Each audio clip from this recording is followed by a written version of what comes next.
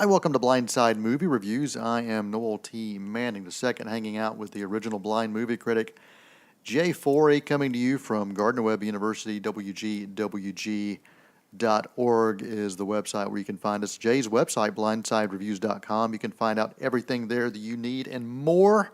You can also find Jay on Facebook. Hey, buddy, how are you, man?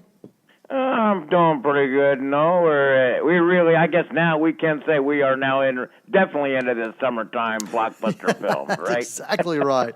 That is exactly right. Yeah, last weekend, we had a few new films that popped up and opened up, and we've been seeing the trend the past few weeks as well with your Fate of the Furious making bazillions of dollars, and now we've got the full blown superheroes back in action.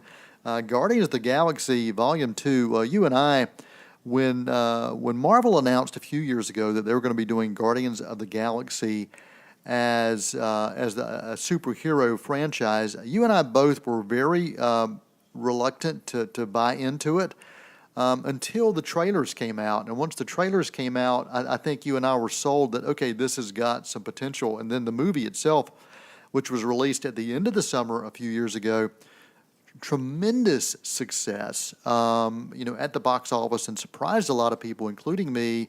Loved the movie. It was one of those, to me, that original was one of those old-fashioned, have fun at the theater kind of films that I grew up with as a kid. It had humor, it had action, it had special effects, it had fun characters. It had all of those things, and it was just a fun ride at the movie theater. So I was not surprised when they said they were going to be doing a sequel, which actually opens this weekend at the beginning of the summer instead of the end of the summer. So let's get your thoughts on Guardians of the Galaxy Volume 2. Yes, and this, I have to admit, I was a big comic book fan as a kid. This is a comic book I'd never heard of, and I think we both talked about this. It's probably fairly new in the last 20 years, and we haven't been reading comic books in the last 20 years, so that's another reason it caught us off guard, because there's a lot of people that have heard of the Guardians of the Galaxy. So, in this film, no, it begins 3 months after, in the storyline anyway, 3 months after the first one gets over, and it's not a whole lot different. I hate to say it. The crew here, they're running away from a group called the Ravengers, or space pirates, and so we have that, so we got a lot of fights. Now, the one thing interesting that does happen that's different is that the father of Chris Pratt, Peter Quill, shows up, played by, what was his name now? Kurt Russell. Oh, okay, yeah. Yep, played by Kurt Russell. And so he shows up, and he doesn't know that's his father, and so they have some issues, some emotional issues, and that's good in itself. But honestly, no, it's more of the same thing. Funny one-liners, colorful characters, fantastic 70s and 80s music. And I'll be honest, after I saw this movie, my screening, I went back and I go, this is exactly the same thing. And when I left the theater, the screening, I go, I don't know if I like this as much. I go, but why not? I'm thinking to myself, the only reason I wouldn't, because it was not something new. Right. But I loved it. I mean, it has everything you would love in a movie. So we're comparing it, unfortunately, to the last movie, and you just can't do that. Yeah, it's hard to do that with sequels, but and so many times sequels truly are the very same thing. It's hard to find something that's different and unique that second time around. A few films have been able to do that. Go back over the years and you look at the first Alien film, and then Aliens. First one directed by Ridley Scott, the second one directed by James Cameron, a completely different kind of film.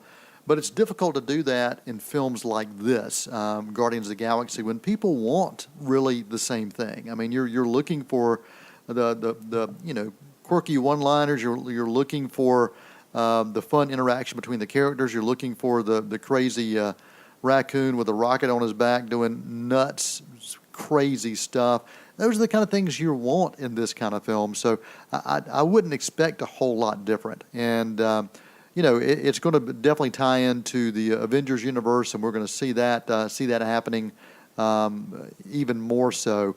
In this film, you've got all the same cast back as well. You got Baby Groot, Star-Lord, Gamora. You got Drax. You got Rocket Raccoon. You got those and more. So yeah, I'm definitely looking forward to it. I missed the screening this week. Disappointed on that, but definitely will be checking this film out because I need something just fun, a fun escape. Right, and the thing is, that's one of the things I enjoyed the most is now they've been together for 3 or 4 months, supposedly. They're more like a family, and I have to laugh. They play jokes on each other, kind of like you and I do, where I try to get you to sing, or you try to get me to do a imitation of Mr. Ed, or Right. one here. So, and I like that kind of stuff. You feel that camaraderie, the family, and that's some of the funny stuff. I just remember when I saw the original Shrek. This is the best animated film.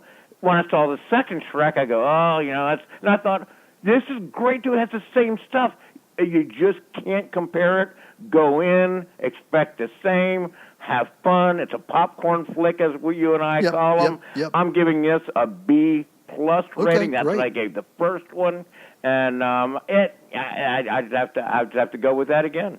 Good deal. Oh man, I gotta quiz you on something. Guardians of the Galaxy, the comic book. When do you think? Give me a time frame when you think when they were first introduced to Marvel audiences in comic books. Wow. I'm just guessing when I say 25 years ago or 30 years ago. That's because I haven't read any in 30 years. All right. Because I didn't see them. I don't remember ever reading them back in the 60s or the 70s. So. Well, this is not from memory, but I just pulled this up just to check out the history of it. They were first introduced as a fictional team in 1969, Jay, and the comic was called Marvel Superheroes. But the Guardians of the Galaxy, they first appeared then, and they had a scattering of history throughout the years. But yeah. They were featured in several Avengers comics in the 70s, the mid-70s. But, introduced in 69. I never would have guessed that either. That really, really surprised me that they've been around that long in some form or another. So I thought I'd share that with you, man. Wow. So that was around our time when we were young kids, man, young whippersnappers. But, they didn't quite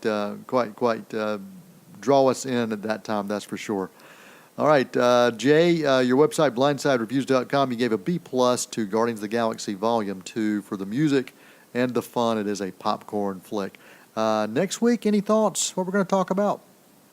I think it's probably the Goldie Hawn film, and I think my mom wants to see. My wife wants to see that for Mother's Day. So. Yeah, that movie is called Snatched, and that will be opening next weekend, along with King Arthur, Legend of the Sword. Both of those will be in wide release next weekend. As always, Jay, we appreciate your time, and for those listening, we appreciate you hanging out, talking to us, listening to us, engaging with us on social media as well. Until next time, I'm Noel Manning. That's Jay Forey. And this is Blindside Movie Reviews on Gardner Webb University Radio, WGWG.org. Till next time, that is a wrap.